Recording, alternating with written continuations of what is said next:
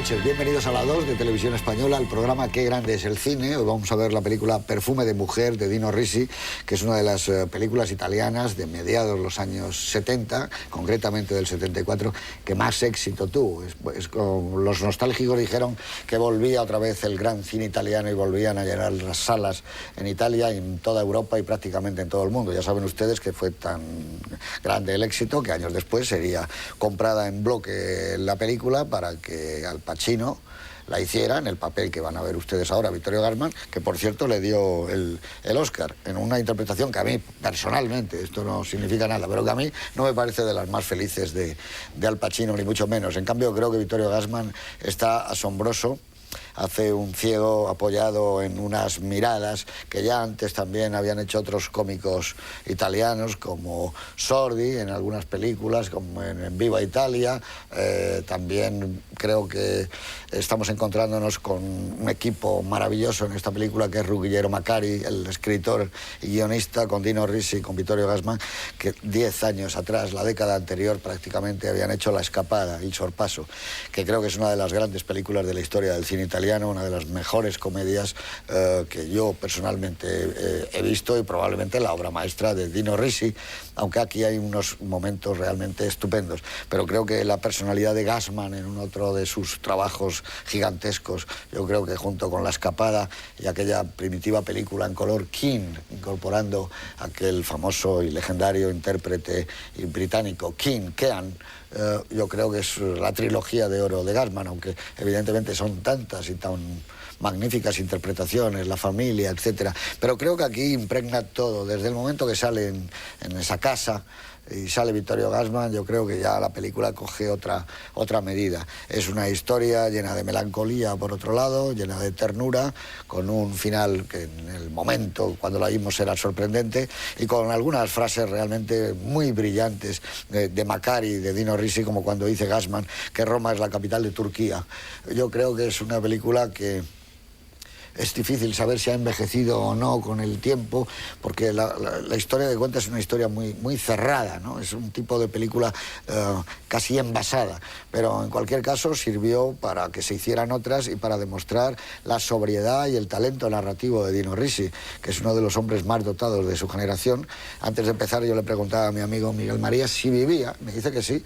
Risi debe andar por cerca de 90 años, pero es un lujo del cine italiano que esta persona todavía pueda vivir enraizada con los grandes, con los segundos grandes, la segunda generación, Monicelli y compañía. Miguel María, buenas noches. ¿Qué hay? Buenas noches. Recuerda que Profumo di Donna fue un éxito realmente de taquilla tremendo, ¿no? Pero que yo no sé si luego Dino Risi ha vuelto a tener ese tipo de apoyo. Hombre, con el público. En los años 70 hizo seguidas 3 o 4 películas, algunas de ellas repitiendo actores de aquí, que tuvieron de nuevo éxito, pero luego a partir del 77 o así su carrera empezó a diluirse y empezó a hacer películas con menos frecuencia. Se desencantó mucho de la situación del cine italiano, como le pasa mucho a los directores viejos, y fue como goteando hasta, yo creo que el año 90 y algo, hay todavía alguna película suya, y desde entonces pues está vivo, pero él no hace películas, de hecho las hace su hijo Marco Risi.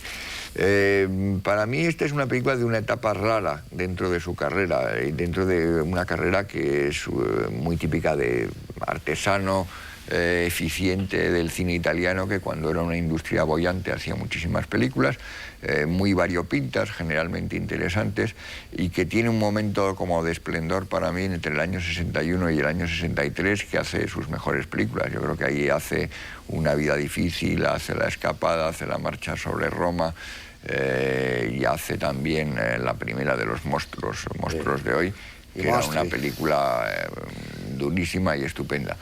Pero después entra en una etapa bastante floja a partir del 66 o 67, y durante los primeros años 70 también flojea, hasta que recupera un poco el tono con esta película, que ya marca un tono diferente. Hace unas películas como más amargas, más melancólicas, menos comedia, y como con menos vitalidad, sobre todo. Con una excepción para mí, que hay en el año 71 una película que no tuvo demasiado éxito, pero que me parece estupenda, que era En nombre del pueblo italiano, también con Gassman en uno de sus papeles más salvajes. Y dentro de que no se puede abusar similitudes, la verdad es que esta es una película que es un poco compañera de La Escapada. Tiene el mismo esquema de partida, de una especie de recorrido hacia un punto de destino de Gassman, que es un personaje cínico y desencantado, con un joven ingenuo y tal, y es un poco ese tema, digamos, de la educación sentimental, pero una educación negativa en el fondo. Lo que pasa es que entre las dos películas ha pasado el tiempo y ya no sería posible un joven de la edad que tenía Trintignant, y aquí es casi un niño, porque la verdad es que resulta casi inverosímil hasta que esté haciendo la mili este jovencito, que es muy, muy infantil. Yo creo que a partir de ahí entra en una situación un poco de desequilibrio que hace que a mí lo que me interese más de esta película, curiosamente, no sea la historia que cuenta, sino las múltiples digresiones que hay en toda la película. Los tiempos que se llamarían muertos y el lado que hay que cuando una escena parece que se ha acabado, continúa, y continúa de una manera que generalmente me parece más interesante. Es una película curiosa y extraña, sobre que luego podremos comentar más a fondo, pero que yo creo que es bastante distinta en el fondo de lo que es normal esperar de una aparente comedia italiana. Incluso yo tengo mis dudas de que sea una comedia. Sí, yo también, eso es verdad. Claro, Sánchez, buenas noches. Buenas noches. Bueno, dinos algo del Perfume de mujer. Pues yo creo que, bueno, es una película de amor. El amor quizás es lo que menos me interesa porque, bueno, es el episodio más blando dentro de la película, pero sí que también es una historia de amistad, es una historia de formación. Este chico, Alessandro Momo, que va viendo en ese viaje de recorrido desde Turín hasta Nápoles, va viendo, pues, a través del capitán, va viendo una serie de cosas que le van enlazando con un mundo adulto que todavía no es el suyo. Es decir, es una película de aprendizaje en que ese aprendizaje está visto a través de los ojos de alguien, de la experiencia de alguien, que es este personaje un poco estrafalario del capitán. Está basado en una novela de Giovanni Arpino, y la narración, tanto en la novela como en la película, proceden del chico, que a mí me parece que está muy bien. Realmente sí que es bastante joven para, ¿no?, el papel que tiene, porque parece que tiene 14 años. Sí, pero bueno, está muy comedido, da sensación de verdad, y está narrado todo a través de sus ojos. Vamos asistiendo, pues, a ese mundo estrafalario del capitán a través de este chico. Y hay cosas también que me interesan mucho, como la ambientación. Yo creo que el regusto de verdad que no tuvo el remake del 92 de Martin Brest está en la buena ambientación que hay en la película, de los hoteles, las calles, las casas, los restaurantes en la playa. Es decir, llegas a sentir un poco el calor del sol de Nápoles, parece que acabas de salir del agua. Todas esas sensaciones me parecen que son un hallazgo dentro de la película, y es una película de sensaciones porque, claro, la estamos sintiendo a través de la potencia de los sentidos de un ciego a quien le falta uno de ellos. Yo creo que es muy interesante y yo lo pasé muy bien cuando la vi, y luego en el 92 me decepcionó la de Al Pacino. Muy bien. Pues vamos a ver qué nos dice Juan Cobo. Buenas noches. Buenas noches. ¿Tú has conocido a Dino Risi? No, no lo he conocido, pero yo quería completar un poco la trayectoria de él, porque es muy interesante. Es un hombre, como sabéis, que empieza... Primero es doctor, y además es doctor en psiquiatría, y esa no la abandona hasta el año 50. Incluso ya está haciendo cine cuando abandona y se dedica al largometraje. Primero hace cortos.